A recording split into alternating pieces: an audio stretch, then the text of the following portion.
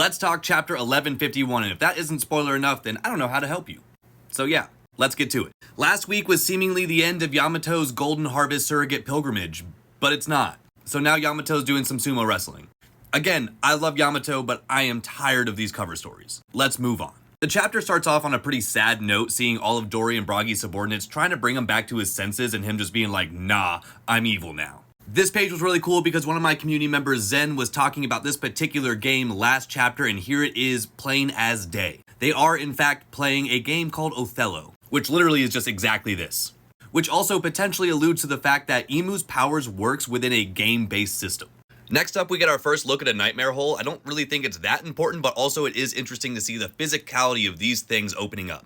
And after this chapter, I genuinely believe that our weaker Straw Hats are going to have the task of going and closing up all of these nightmare holes. How do you do that though? I'm not sure, let me know in the comments. Then we get a secondary reveal for our boy Killingham in his humanoid form. But he really just swapped the beast part for on top to on bottom. And again, homie's character design is just through the roof. He is so sick.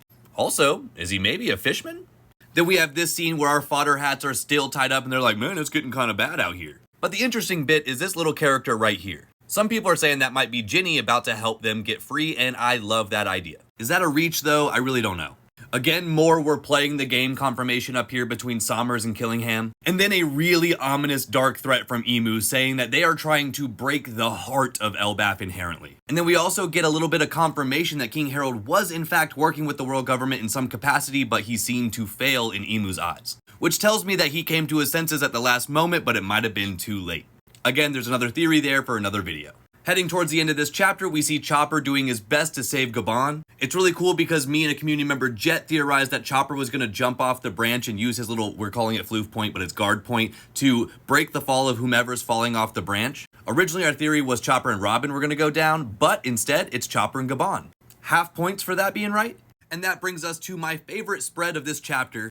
The gang all posted up, Zoro looking tough as hell, Luffy with a big old piece of meat, I love it. And it's really cool in this moment we get to see Luffy's observation hockey getting even better because he's like, oh yeah, that was Chopper, wait, how did I know that was Chopper?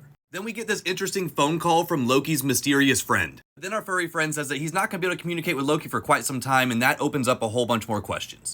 Who do you guys think this guy is? Let me know in the comments. But if you're finishing out a phone call with I just wanted to say thank you for everything, it's bad, it's really bad. And of course, Luffy is the last one to know that he's in the presence of greatness, finding out who Scopper Gabon really is. And I'm sure the power scaling community is going crazy over these couple statements. Second strongest, third strongest, who knows? Who cares? Then lastly, Scopper Gabon comments on that hockey, which leads me to believe that he has already faced Imu before. And then these three are like, okay, it's time to go to the top. Sheesh, what a chapter.